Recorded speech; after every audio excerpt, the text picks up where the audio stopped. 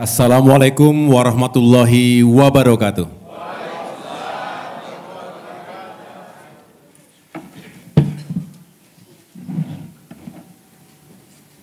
Selamat sore dan salam sejahtera untuk kita semua. Shalom. Om Swastiastu. Namo Buddhaya, salam kebajikan. May peace and blessings be upon us all. Kita pakai bahasa Indonesia atau bahasa Inggris ini? Kalau ngelihat dari wajahnya sangat menguasai bahasa Inggris, jadi little I can.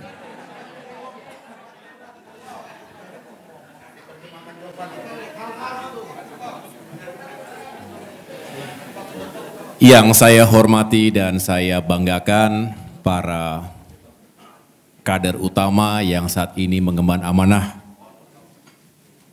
bersama saya di Dewan Pimpinan Pusat Partai Demokrat. Pertama, Sekretaris Jenderal Bung Herman Hairon, tepuk tangan sekali lagi.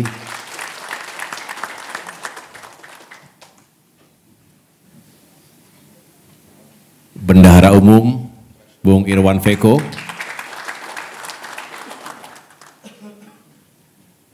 Professor, if you do many claps, you will live longer. That is why everyone is clapping all the time.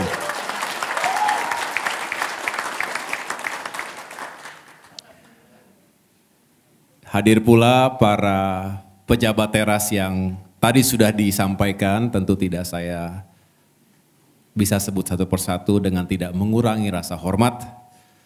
Tapi yang jelas spesial juga di sini adalah Ketua Dewan Pakar yang juga Kepala Institut Partai Demokrat, Bung Andi Malarangeng, beserta para anggota Dewan Pakar. So there are so many former ambassadors, former generals yang juga telah hadir bersama kita, para pengurus Dewan Pimpinan Pusat, dan juga wabil khusus sebagai inisiator acara sore hari ini, Kepala Brains, Badan Riset dan Inovasi Strategis Partai Demokrat, Bung Ahmad Khairul Umam. Pak Osi, Bapak Ibu semua, Kang Dede Yusuf, Pak Alfian Sahnur, Bapak Ibu sekalian yang saya muliakan.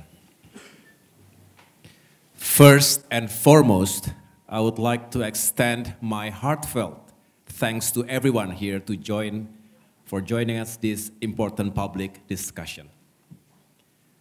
A special welcome goes to Professor Paul Schuler from the University of Arizona.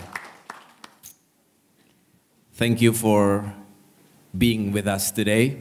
Welcome to Indonesia, welcome to Jakarta, and welcome to our headquarters, the Democratic Party in Indonesia.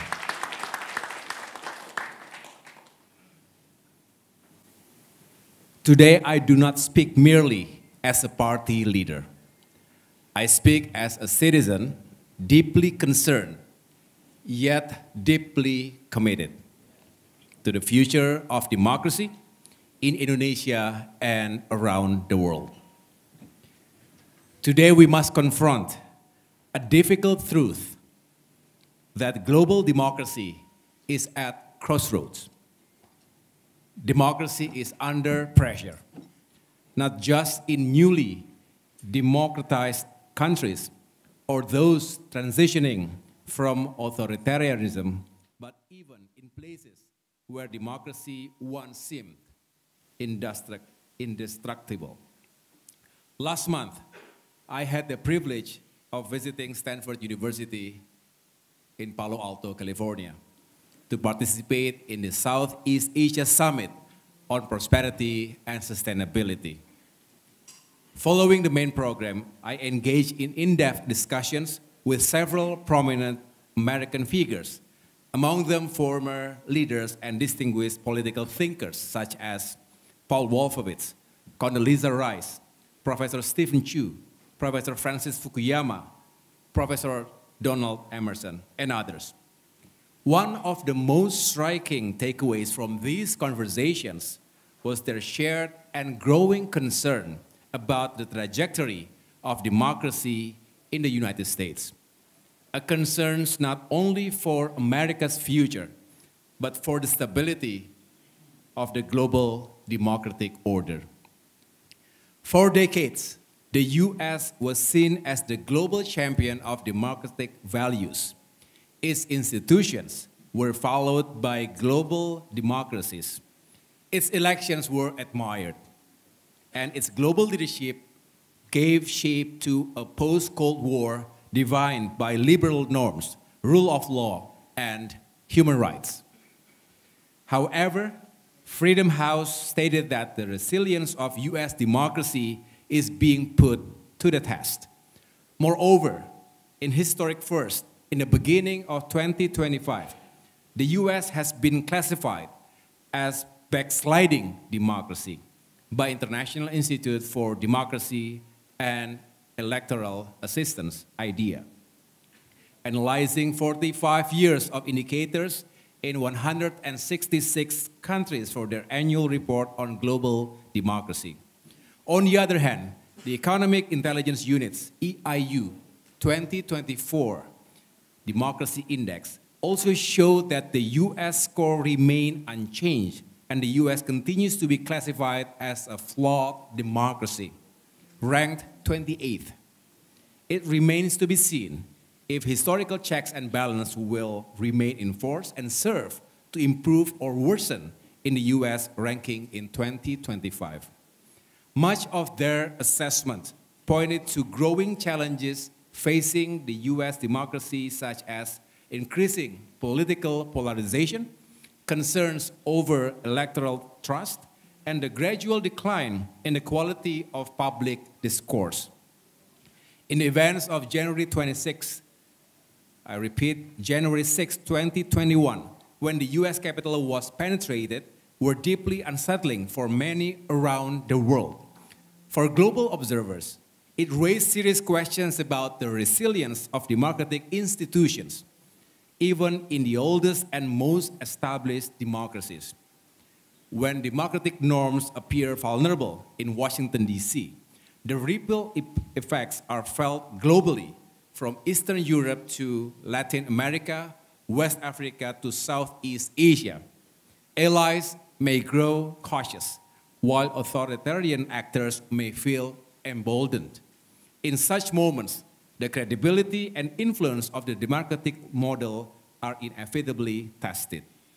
Ladies and gentlemen, so what about us here in Indonesia? We have much to be proud of.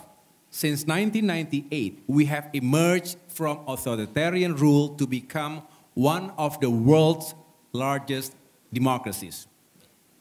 We've had free and fair elections. We have witnessed peaceful transitions of power, and we've built institutions that once felt impossible to imagine. But we cannot be complacent, because today we too are facing a crossroads. Let me speak clearly about three key challenges, each of which is weakening the democratic foundations we've worked so hard to build.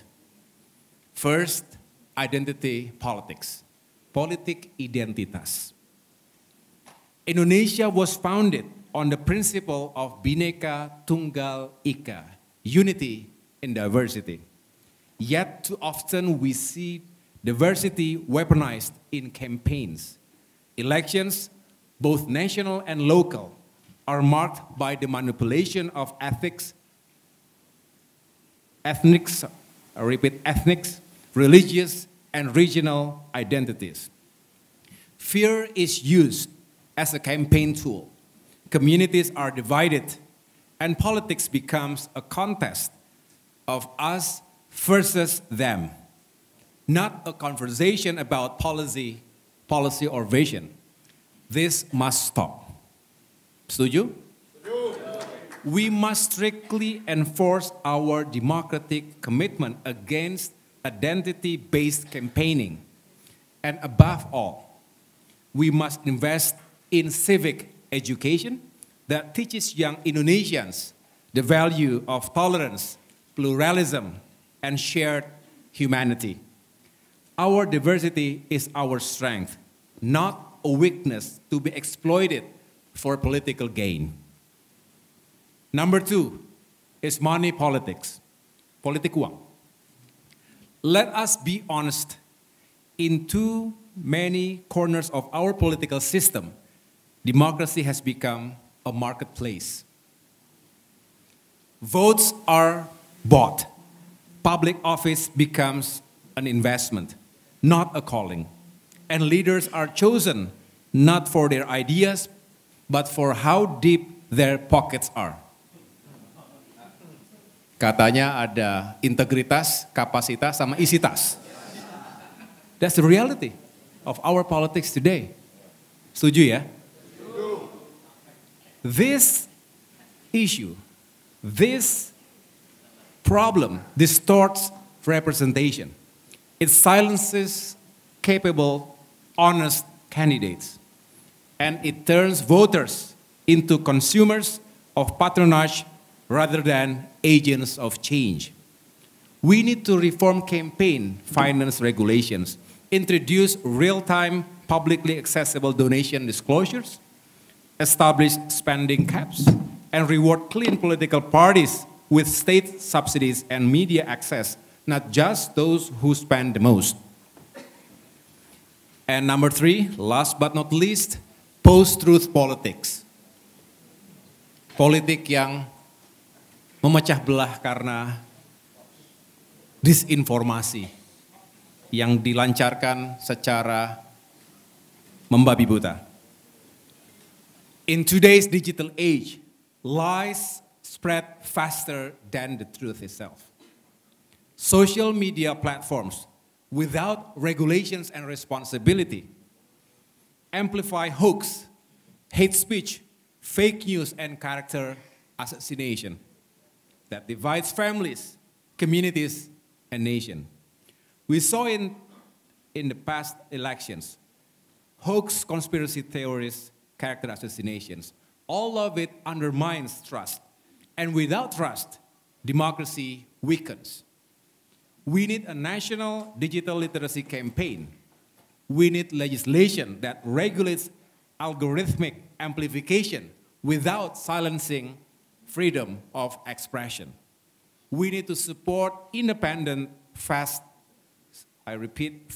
checkers and ensure political advertising online is transparent on who paid, how much, and why. Democracy is not just about who wins.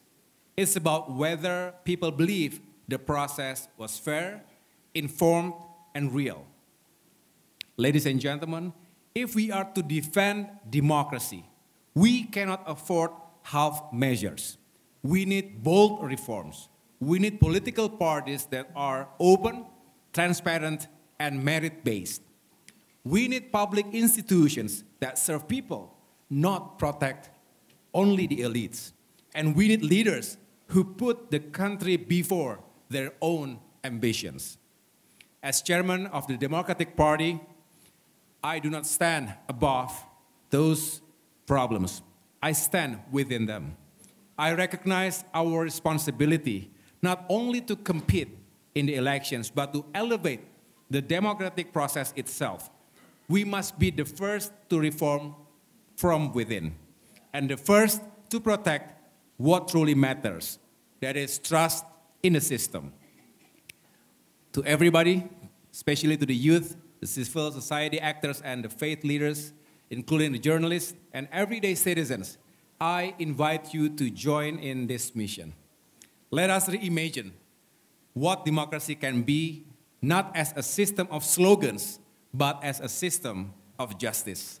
Not as a ritual of voting every 5 years, but as a relationship between people and power.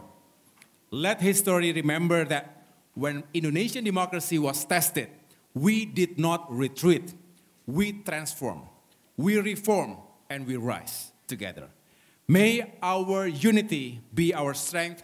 May truth guide our steps, and may the will of the people forever shape the future of our great nation. Thank you. Wassalamualaikum warahmatullahi wabarakatuh.